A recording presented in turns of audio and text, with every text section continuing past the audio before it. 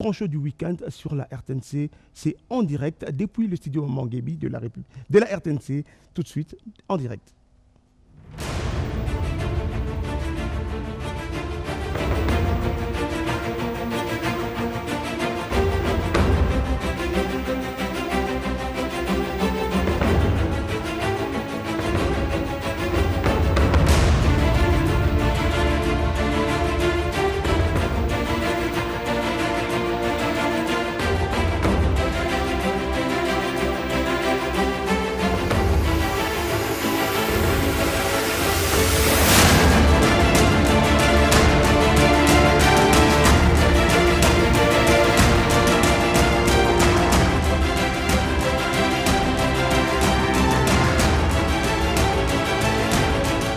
Akaj. Bien sûr. Akaj qui tire des sonnettes d'alarme tout le jour. Tout à fait. En tant qu'organisation citoyenne, nous exerçons notre contrôle citoyen. Voilà, c'est ça. Vous exercez votre contrôle citoyen, mais prenez place, hein, Merci. mettez-vous. Hein, mais c'est quoi le rôle que vous jouez exactement? Parlons de la corruption. C'est quoi le rôle que vous jouez exactement? Produire de communiqués, on le voit dans les réseaux sociaux, tout le monde vous l'a dit. Produire des communiqués, point barre. C'est quoi le rôle que vous jouez exactement? Bon, d'abord, permettez-moi de saluer mes co-débatteurs de ce jour. Il y a l'IGF, chef de service adjoint, l'honorable Jean-Pierre Passy, qui a battu un travail formidable.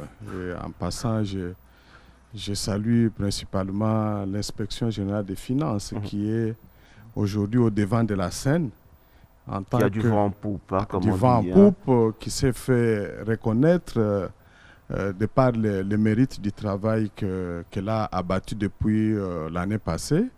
Et je pense que nous devons davantage encourager les Congolaises et les Congolais à soutenir cette institution comme d'autres institutions publiques qui sont créées et qui fonctionnent, bien sûr avec encore beaucoup de difficultés, pour pouvoir contribuer à cette œuvre grandiose qui est la lutte contre la corruption, que le chef de l'État appelait la lutte contre les antivaleurs. Et donc, ces genres de personnes doivent retenir l'attention de la nation, parce que sans eux, nous ne pourrons jamais mettre fin à cette corruption qui constitue aujourd'hui une menace réelle contre d'abord notre démocratie, à ce que la corruption est utilisée par certains individus pour corrompre même le processus électoral.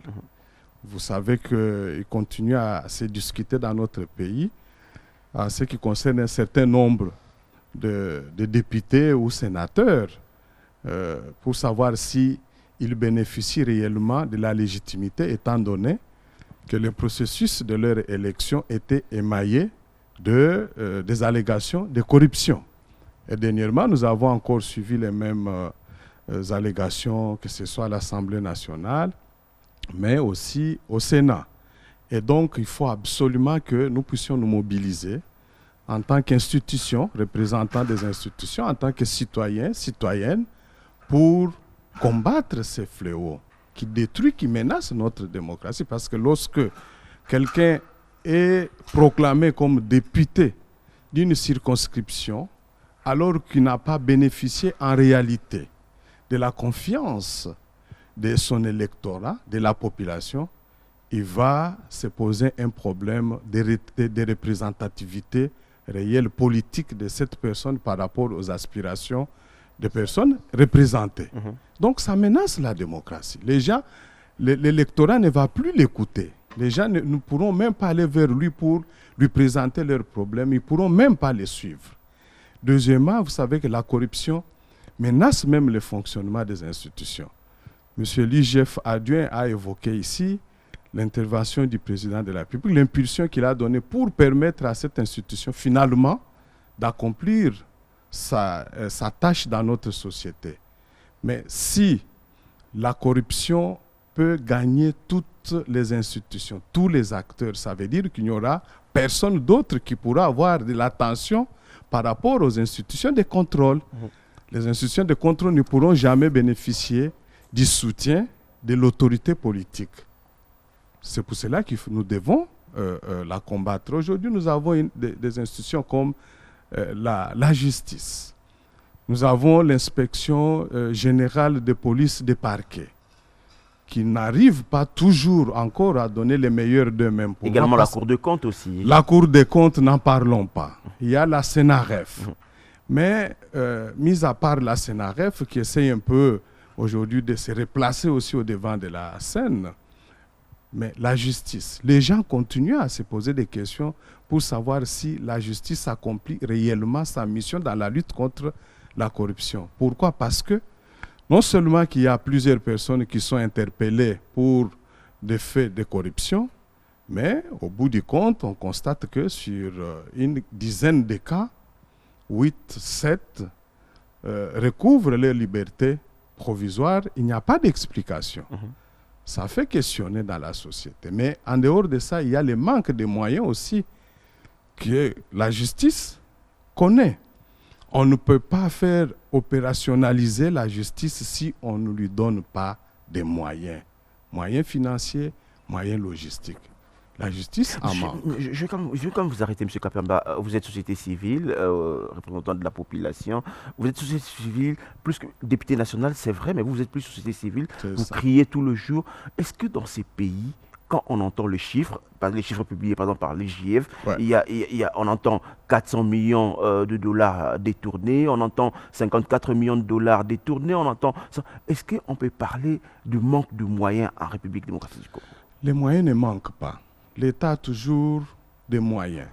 Parce que lorsque on croirait qu'on est dans un pays très riche et où le moyen sont très... Si les individus peuvent détourner 450 millions, 200 millions, c'est-à-dire que l'État a beaucoup d'argent. L'État a beaucoup de moyens. Il ne faut pas oublier que la République démocratique du Congo, nous sommes l'un des pays les plus riches, les plus dotés des ressources naturelles les plus prisées dans le monde.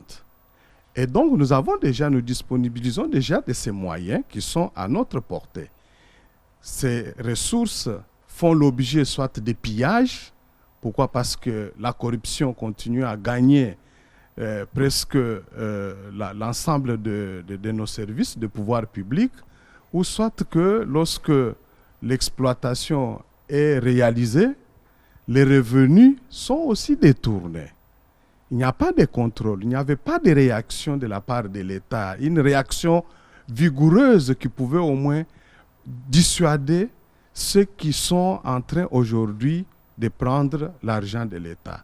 C'est vrai que depuis l'arrivée du président Félix Tshisekedi, une impulsion est donnée, mais elle n'a pas encore produit les résultats escomptés. Et la preuve est là, dans l'introduction, vous avez mentionné le fait que la RDC a perdu 2 points, selon le classement de Transparency. Mais comment expliquer que le président est là depuis 2019, depuis le 24 janvier, en 2020, nous puissions encore régresser. Donc ça veut dire que nous n'avons pas fait assez. Et là, nous devons partager la responsabilité, c'est-à-dire nous, du côté de la société civile, nous devons arriver à nous remettre en cause. Est-ce que nous avons fait assez en termes d'alerte, de lancer des alertes? Voilà, je voudrais juste... C'est comme si nous sommes dans un pays où il y a absence de loi, il y a absence de textes. Les textes qui existent aujourd'hui ne sont plus mis à jour, ces textes sont obsolètes. Et ce qui fait que et les corrupteurs et les corrompus, parce qu'ils ont de moyens, ils sont plus forts que ces instruments qui sont chargés de faire la réprobation. Oui, c'est vrai qu'il y a un problème aujourd'hui de la mise à jour des textes parce que, comme l'honorable l'a mentionné, nous l'avons déjà fait connaître dans une brochure que nous appelons « Recueil de réformes prioritaires dans le secteur de la justice et de la lutte contre la corruption ». Et nous mentionnons aussi l'urgence qu'il y a à ce qu'on puisse mettre à jour, adapter, mieux renforcer les cadres de répression pénale des crimes de corruption. Et nous sommes d'accord avec l'honorable, et d'ailleurs, la CAJ, nous travaillons avec l'APNAC sur ces points-là, parce que nous nous sommes rendus compte qu'il y a beaucoup de comportements aujourd'hui qui sont considérés comme normaux, des actes qui sont apparemment acceptés par certains, qui sont pourtant constitutifs aussi de la corruption et qui ne sont pas sanctionnés en absence des textes appropriés. Et donc, il faudrait qu'on intègre cet élément, sans oublier ce que l'IGF venait de mentionner. Je crois que même l'honorable doit avoir aussi saisi la pertinence de cet élément, les délits d'apparence, mais que nous avons toujours soutenu comme devant faire partie des éléments de surveillance de la vie de certains cadres de l'État. Parce qu'il n'est pas normal aujourd'hui, vous avez souhaité que nous puissions nous parler de manière sincère, que certains agents, par exemple des régies financières, puissent mener un train de vie qui dépasse largement leur rémunération. Et nous sommes tous là, nous observons, et ce sont ces gens-là qui, des fois, dans notre société, se font même appeler sous des titres multiples, notamment président. Et ils sont là, ils distribuent même de l'argent. Et on a vu même des gens en train de distribuer de l'argent en devises, même dans certains... Dans des enceintes comme enceintes parlementaires. Alors, je voudrais revenir quand même sur la responsabilité du Parlement. Vous avez eu raison de mentionner, sans pour autant considérer que l'honorable et son organisation et d'autres parlementaires en sont responsables. Il faut par contre ici mettre en exergue la responsabilité de l'ancien bureau de l'Assemblée nationale. Parce qu'il n'est pas normal que l'IGF ait mené des enquêtes sur notamment les procès, les dossiers qui a porté sur des détournements dans le secteur de Covid au ministère de la Santé, mais aussi sur d'autres secteurs comme le programme de 100 jours du président de la République. Nous savons tous qu'il y a des ministres qui ont été indexés, soupçonnés d'avoir commis des actes de détournement. Mais comme la loi prévoit que ce sont des privilégiés des juridictions pour que la justice engage directement des poursuites contre ces gens, il faut qu'on accomplisse une formalité parlementaire, c'est-à-dire lever leur immunité. Les dossiers, les procureurs généraux, ce sont les informations vérifiables. Nous avons obtenu ça. Le procureur général près la Cour de cassation a saisi depuis l'année passée le bureau de l'Assemblée nationale dans sa configuration politique d'antan, mais il y a eu des trafics d'influence politique qui ont fait que ces dossiers n'avaient jamais été soumis à la plénière pour l'adoption, c'est-à-dire d'élever l'immunité de ces ministres afin qu'ils puissent rendre compte à l'État. Et donc, nous, en tant que société civile, nous condamnons ce genre de choses. Et les parlementaires, ceux qui étaient membres du bureau définitif sortants, qui se sont illustrés par cet acte-là, se sont rendus complices aussi des actes de corruption ou de détournement qui sont reprochés à ces ministres. Parce que c'est une obstruction à l'administration de la justice. Mais quand je vous entends parler, il y a un cas qui me revient en tête. Je prends les cas, je prends les cas du ministre John Toumba. Voilà, donc, la justice avait demandé la levée d'immunité. Les immunités ont été levées, mais jusqu'aujourd'hui... Non. Pour John, l'immunité n'a jamais été levée. C'est parmi les dossiers qui moisissent toujours, comme je crois l'honorable a parlé ici, s'agissant de la proposition de loi portant la modification du code pénal. Ça, c'était parmi les dossiers qui avaient été classés au tiroir ou dans les tiroirs par l'ancien bureau, et nous regrettons ce comportement. Et je crois que ce genre de députés, nous devons, nous, citoyens, citoyennes, les connaître. Les indexer de sorte qu'en 2023, s'il y a encore d'autres élections, que les citoyens puissent se méfier d'eux. Parce que leur action sur terrain, leur action dans le cadre de la gestion de l'État a été négative. Le problème, c'est pas que dans ces pays, on a plus des hommes forts qui ont beaucoup de moyens et que la justice et autres, le problème n'est pas en mesure de le sanctionner. Ça s'ajoute aussi comme un des phénomènes.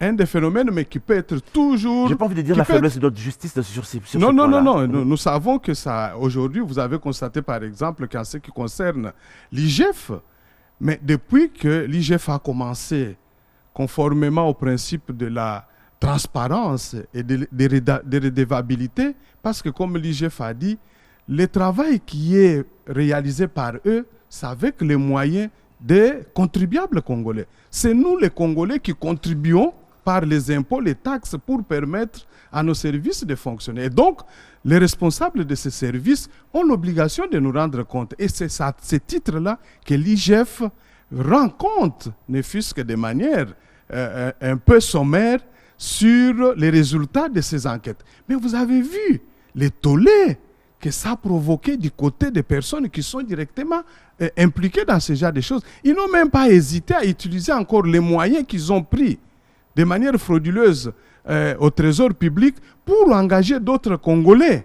Même dans le secteur de la société, certaines organisations ont été utilisées, certains médias, journalistes ont été utilisés pour commencer à dénigrer l'IGF. Ils en font les mêmes aussi contre la justice. Vous avez suivi comment est-ce que le parquet général de Kinshasa, Gombe, de Matete, ont été pris à partie par un groupe d'individus pour démontrer tout simplement que le travail qu'ils étaient en train de faire était totalement politique. Tout ça s'est mené tout simplement parce qu'il faut freiner l'élan de la lutte contre la corruption. Mais je rappelle ici, en tant qu'un des acteurs de la société civile, que la corruption est une menace aussi contre les droits des citoyens, contre les droits politiques et civils. Je l'ai mentionné ici, que contre la démocratie, lorsque les gens utilisent l'argent qu'ils ont obtenu par des voies de corruption, détournement, pour corrompre et gagner des postes, mais ils détruisent même l'essence de la démocratie. Ce sont des droits politiques. De sorte que l'élection ou les élections risqueraient de devenir comme une simple formalité dans notre pays. Et donc nous devons faire attention. Mais sur le plan des droits économiques et sociaux, culturels. Mais c'est de la même manière. Lorsque vous regardez dans les projets 100 jours, et que les gens se sont eux-mêmes transformés en millionnaires avec l'argent qui devait servir à construire, à aménager des routes, à faire aménager des écoles et aussi des hôpitaux. Et nous nous sommes retrouvés avec Covid, comme l'honorable l'a mentionné ici, avec des hôpitaux, en réalité des hôpitaux mouroirs. Parce que nous sommes rendus compte que finalement, dans ces pays, nous n'avons plus d'hôpitaux publics, au vrai sens du mot, qui ne pouvaient pas offrir aux Congolais des soins médicaux appropriés pour faire face à la Covid. Les respirateurs. Mais c'était devenu ici comme un bien de grande valeur par rapport aux richesses que la RDC regorge aujourd'hui, et notre pays, notre gouvernement avait été dans l'impossibilité d'en acquérir même pour toutes les provinces. Et donc, ce sont des situations qui doivent nous interpeller, et ça nous interpelle tous les jours, et nous disons que les hommes et les femmes qui sont engagés, qui ont accepté de servir la nation, soit comme députés, comme au cadre dans l'administration, comme l'IGF le fait, ou soit comme magistrat, ou à n'importe quel degré, nous devons servir les pays avec patriotisme. Mais pour le faire, nous devons nous engager dans la lutte contre la corruption. Parce qu'il y en a qui pensent que le fait de voler l'argent, construire un immeuble, acheter des voitures, c'est déjà suffisant. Mais vous ne devez pas être content lorsque vous avez tout autour de vous des gens, comme ce que l'IGF, l'exemple qu'il a donné, d'une maman qui va ramasser les têtes des poissons jetés pour revendre. Et est-ce que nous pouvons être fiers d'assister à ce genre de scène? Je vais donner la parole à Jean-Pierre, qui est le député national, mais la même façon que ce que vous êtes en train de dire est vrai, mais le même personne indexée par les trésors américains, aujourd'hui, ils reviennent avec un projet Yabiso dont Akash vous vous soutenez, c'est-à-dire que vous soutenez le corrupteur. Je ne l'ai dit pas, mais bon, ok. On va terminer, M. Kapiamba. Une question pour vous. Bonjour, une question à M. Kapiamba. Je constate qu'il ne travaille plus comme il faut, comme il le faisait pendant le régime passé. On dirait que dans le régime, tout est rose. Il est presque silencieux et le pays va très mal. Non, je crois que celui qui a posé la question a une mauvaise perception. Ce n'est pas les Kapiamba qu'on a connus. Non, nous restons les mêmes. Nous continuons à travailler avec tous les autres partenaires. l'APNAC, nous accompagnons, nous soutenons le travail de l'IGF, SENAREF, la justice. Nous restons toujours mobilisés autour de ces valeurs qui sont essentielles pour le bien-être de notre peuple. Mais je voudrais revenir à la première question pour vous dire que l'année passée, avec Honorable et d'autres compatriotes, nous avons réfléchi, l'IGF était là à faire l'exposé sur ce qu'il faut faire pour résoudre les problèmes du contentieux passé. Parce que nous devons reconnaître qu'il y a eu des problèmes, mais l'État ne peut pas aujourd'hui penser mettre tout le monde en prison. C'est la raison pour laquelle nous avons dit, comme l'Honorable a dit, il faut qu'on prenne une décision politique, comme les autres États l'ont fait, notamment l'amnistie fiscale sur une période, ce qui va obliger les personnes concernées à devoir payer à l'État ce que l'État, le gouvernement conviendra avec eux comme proportion convenable.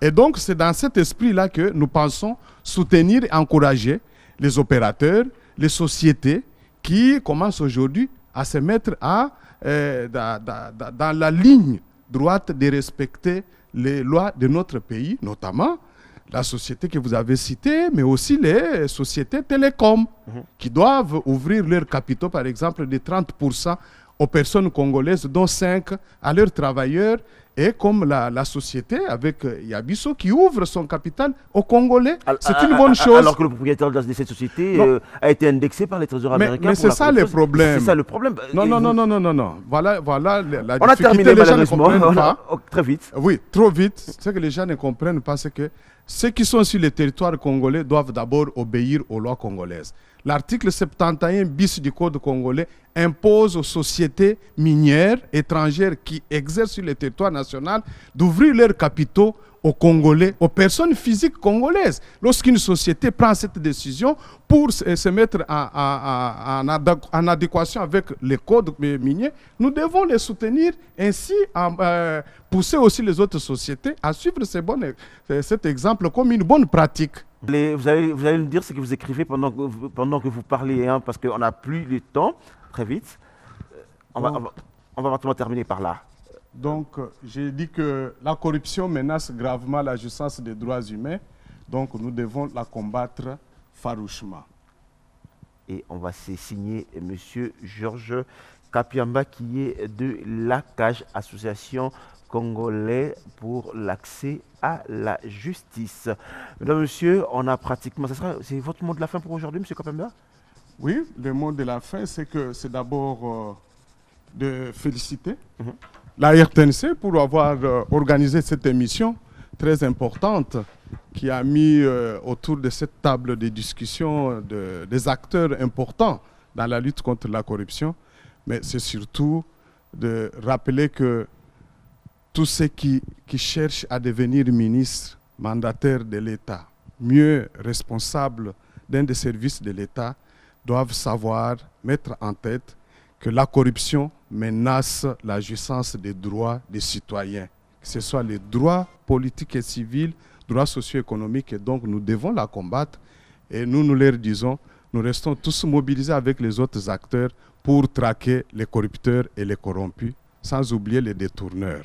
Mesdames et messieurs, aimons ces pays, travaillons pour le bien-être de chaque Congolais et non pour le bien-être privé. On a fini pour aujourd'hui, mais cette émission continuera avec d'autres invités très prochainement. Merci et bon week-end chez vous.